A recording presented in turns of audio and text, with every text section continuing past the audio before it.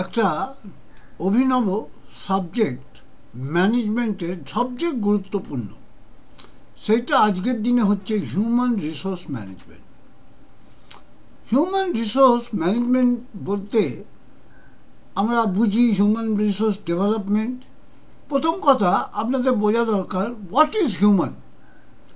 Human মানে হচ্ছে মানুষ, মানব সম্পদ। হিউম্যান ওয়েলথ মানে মানব সম্পদ। এবারে হিউম্যান আমাদের দেশে কারা? ইন্ডিয়ান। আমাদের যারা ইন্ডিয়ান তারাই হচ্ছে হিন্দুস্তানি। হিন্দুস্তানে যারা বসবাস করছে তারাই হচ্ছে আমাদের হিউম্যান। এই হিউম্যান রিসোর্সটা কি? রিসোর্স মানে হচ্ছে মেটেরিয়াল। প্রথম আপনাকে জানতে হবে মেটেরিয়াল। মেটেরিয়ালের সাথে আজকের দিনে রিসোর্স কি? মেশিন। মানে মেটেরিয়ালটা আপনি কিভাবে প্রসেস করবেন? মেশিন।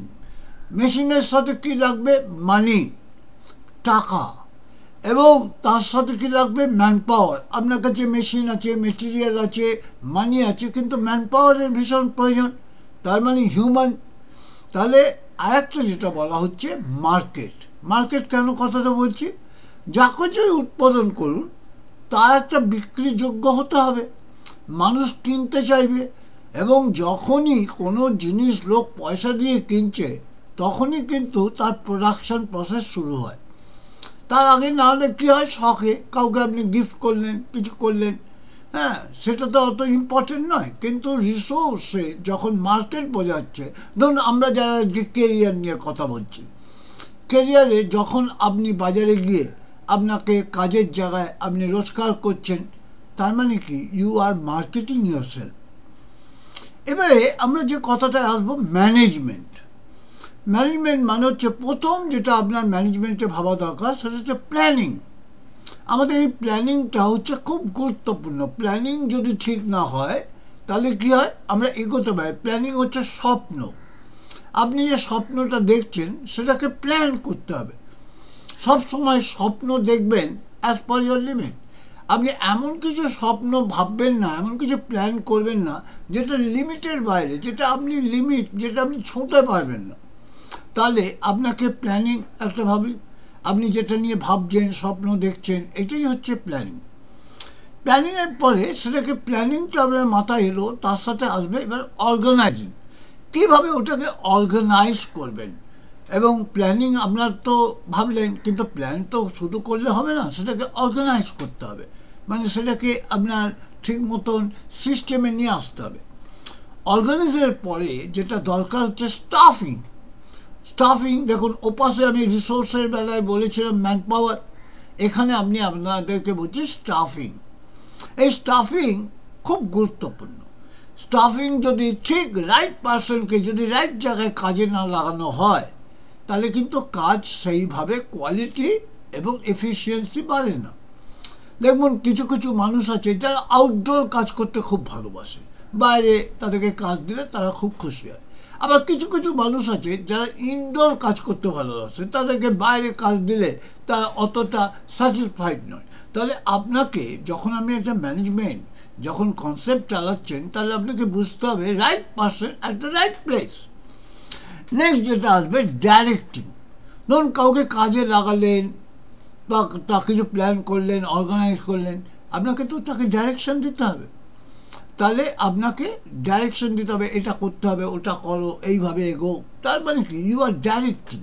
ডাইরেক্টিংটা হচ্ছে আপনার স্কিলের মধ্যে, ম্যানেজমেন্ট স্কিলের একটা ভেরি ইম্পর্টেন্ট পার্ট। নেক্সট হচ্ছে এভরিথিং, যেটা আজকে ইন্ডিয়াতে সবচেয়ে বড় সমস্যা হয়ে যায়।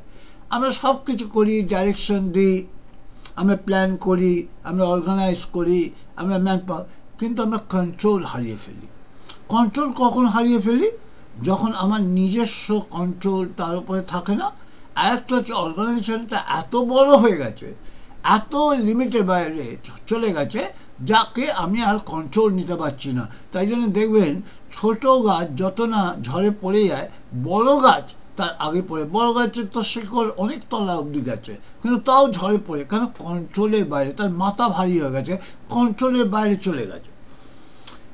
এই যে জিনিসগুলো আপনাদেরকে আমি বললাম, এইগুলো কিন্তু আপনাকে মনে রাখতে হবে। আজকের দিনে আপনাদের যে মুভমেন্ট হিউম্যান রিসোর্স ম্যানেজমেন্ট, আমরা কেউ বলি what is the difference between human resource management আর হিউম্যান রিসোর্স ডেভেলপমেন্ট।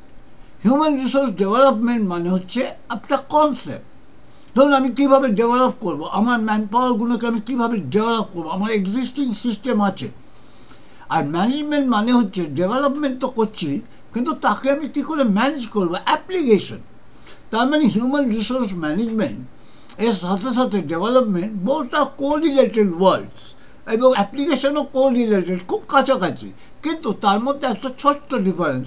ডেভেলপমেন্ট মানে হচ্ছে আমি আরও কী করে প্রোগ্রেসিভভাবে এগোবো, আর ম্যানেজমেন্ট মানে হচ্ছে ওই ডেভেলপমেন্টটাকে আমি কী করে এক্সিকিউট করব, মানে আমি অপারেশন ওয়াইজ কীভাবে নিয়ে আসবো। আপনাদের আমি বলি কেন আজকে এই কনসেপ্টটা বললাম। আপনাদেরকে আমি বলছি, আমি যেহেতু প্রণবানন্দ ইনস্টিটিউট অফ ম্যানেজমেন্টের দায়িত্বে আছি, আমাদের প্রণবানন্দ ইনস্টিটিউট অফ ম্যানেজমেন্টে আমরা একটা কোর্স চালাই, সেটা হচ্ছে advance diploma in management and technology, এবং তার সাথে বিজনেস অ্যান্ড ইন্ডাস্ট্রিয়াল ম্যানেজমেন্ট করানো হয়। ম্যানেজমেন্টের মধ্যে আমাদের অনেক রকমের স্পেশালাইজেশন আছে। সেই স্পেশালাইজেশনের মধ্যে সবচেয়ে গুরুত্বপূর্ণ এখন ওয়েস্ট বেঙ্গলে আমরা যদি মনে করি, বা ইন্ডিয়াতে সবচেয়ে বেশি যে গুরুত্বপূর্ণ সাবজেক্টে দাঁড়িয়েছে human resource management. Human resource কেন? ইন্ডিয়ার কাছে সবচেয়ে বড় রিসোর্স কি? তার ম্যান পাওয়ার। তাই জন্য আমাদের মাঝে মাঝে প্রধানমন্ত্রী বলে বেড়ায় যে আমরা 140 কোটি মানুষ আমাদের কাছে আছে। যে ম্যান পাওয়ার, একসময় যে পপুলেশন আমাদের কাছে একটা কার্স হয়েছিল, অভিশাপ ছিল, সেই পপুলেশন আজকে কিন্তু আমাদের কাছে একটা বিরাট সম্পদ হয়ে দাঁড়িয়েছে। এই দেখুন, কিছুদিন আগে আমাদের প্রধানমন্ত্রী যখন বিদেশ যায়, বিদেশে অনেক রকমের চুক্তি হয়। ধরুন টেকনোলজির চুক্তি হচ্ছে, ফাইন্যান্সিয়াল চুক্তি হচ্ছে, তার মধ্যে একটা বড় চুক্তি আজকাল দিনে হচ্ছে, সেটা হচ্ছে ম্যান পাওয়ার। এই কিছুদিন আগে উনি জাপান গেছিলেন। জাপান রিসেন্টলি বলেছে আমাদের 50,000 ইন্ডিয়ান ম্যান পাওয়ার চাই। তাহলে কি হচ্ছে? Human resource. এই রিসোর্সটাকে আমরা যত বেশি ইউটিলাইজ করতে পারবো। আর আজকের দিনে আপনাদের মনে রাখতে হবে, ম্যানেজমেন্ট যাই পড়ুন না কেন, আপনাকে এখনকার দিনে কেউ মানুষ কিন্তু কিছু নিয়ে জন্মায় না, সবটাই তাকে তৈরি হতে হয়। আজকে চাষির ছেলে চাষি হবে না, ডাক্তারের ছেলে ডাক্তার হবে না, কিংবা আপনার প্রফেসরের ছেলে প্রফেসর হবে না, বা ব্যবসাদারে যায়, তাকে কিন্তু আজকের দিনে আজকের এই সিস্টেমের অনুযায়ী নিজেকে তৈরি হতে হবে। এই তৈরি হওয়াটাই হচ্ছে সবচেয়ে গুরুত্বপূর্ণ জায়গা।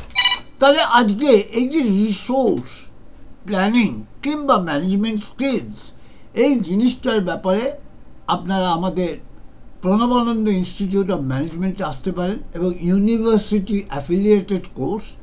আপনারা সবাই মিলে আপনারা এই কোর্সটায় সকলকে, management is not only for MBS, management even যে সংসার চালায় তারও কিন্তু ম্যানেজমেন্টের স্কিল দরকার।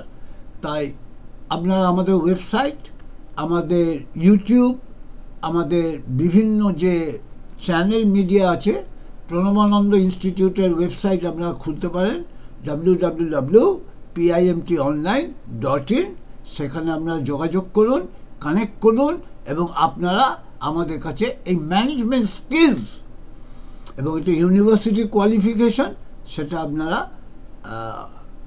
জয়েন করতে পারেন। এবং আমার মনে হয় এটা কিন্তু আপনাদের কাছে both side, as a career, as a job oriented, or skill oriented, or application oriented, সব দিকেই কিন্তু আপনি এগিয়ে যাবেন। এইটুকুনি আজকে এই অবধি।